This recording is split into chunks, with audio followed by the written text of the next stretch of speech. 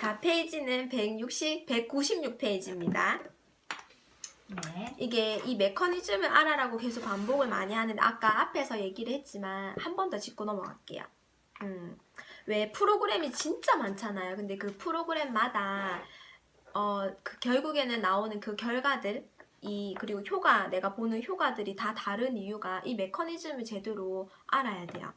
왜 다른지. 그래서 보면 독소를 빨리 배출하는 프로그램도 있고 천천히 배출하는 프로그램도 있거든요. 근데 진짜 중요한 거 뭐냐면 독소를 빨리 배출하느냐 천천히 배출하느냐 그게 중요한 게 아니에요. 뭐냐면 해독의 강도와 배출하는 거, 간이 독소를 처리하는 거, 중화시켜주는 이게 얼마나 성공적으로 균형을 맞추느냐가 진짜 중요한 거예요. 그래서 각 이제 해독 프로그램에 대해서 제가 설명을 해드릴 건데 한번 참고를 해보면 좋을 것 같아요. 왜냐하면 안전성도 중요하니까. 가장 우리가 쉽게 할 수 있는 거 뭐냐면 물단식이에요. 물단식 한번 볼게요.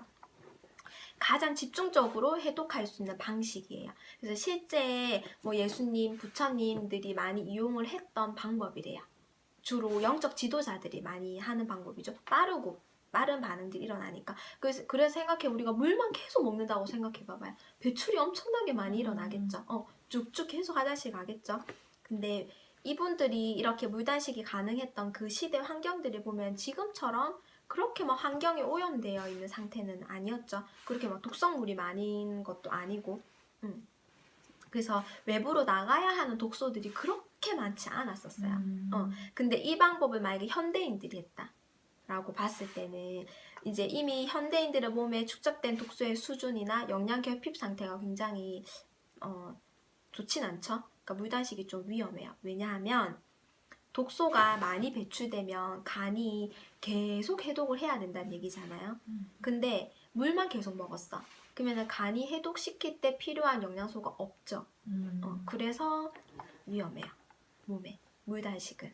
지금 현대에 적용하기에는 조금 문제가 있는 것 같아요. 실제 이 물단식을 이 저자분이 진행했던 분들 대부분 뭐 메스꺼움, 두통, 구토, 설사, 피부 발진 이런 걸로 너무 고생을 많이 하셨고 암 치료하려고 물단식을 했던 분들도 이렇게 뭐 비극적으로 돌아가시고 뭐 이런 케이스가 있다고 하네요.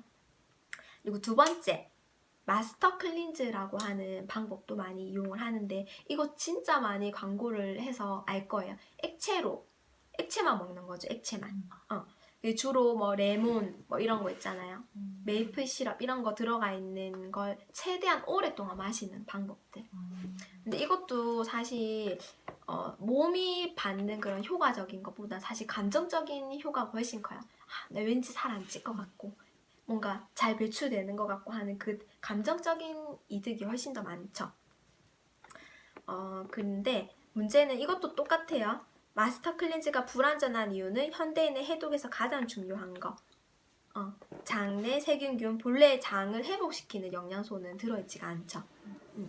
그리고 또 많이 하는 방법 주스 단식. 주스와 물, 뭐 허브차 이런 것만 주로 마시는 거고 이거 외 말고는 안 드시는 건데 주로 주스는 주 재료가 채소. 그것도 이렇게 유기농이나 뭐 이런 것들 채소로 만든 건데 달콤한 또 과일 주스는 조금만.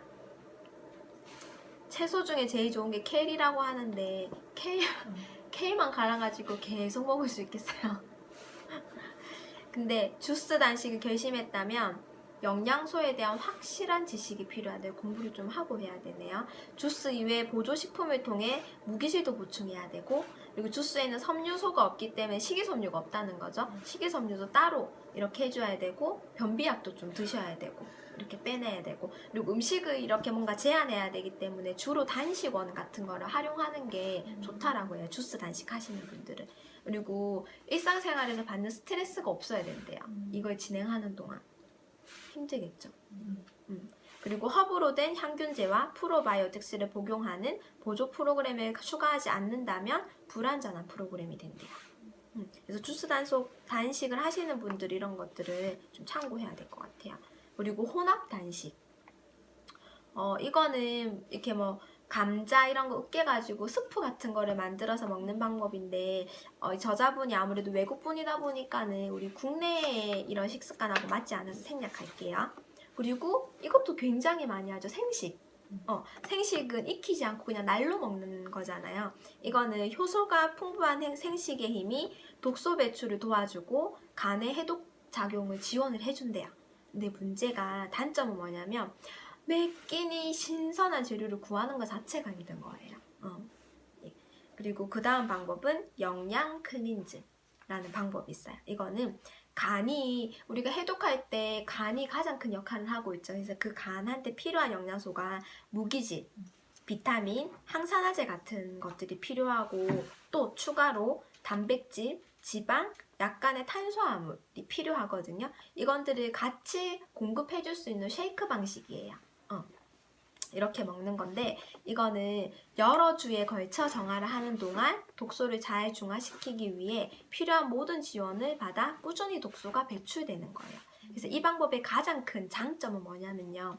단백질을 공급받음으로써 돌아다니는 독소를 유인하여 독소가 다시 조직에 침착되는 것을 방지할 수 있다. 무슨 말이냐면 우리 몸에 영양소가 들어오잖아요. 근데 걔네들이 빠르게 필요한데 전달되는 게 필요하잖아요. 근데 단백질이 어떤 역할을 하냐면 걸어가게 놔두는 게 아니고 차에 탁 야타 해가지고 영양소를 실어가지고 단백질이 운반을 하거든요.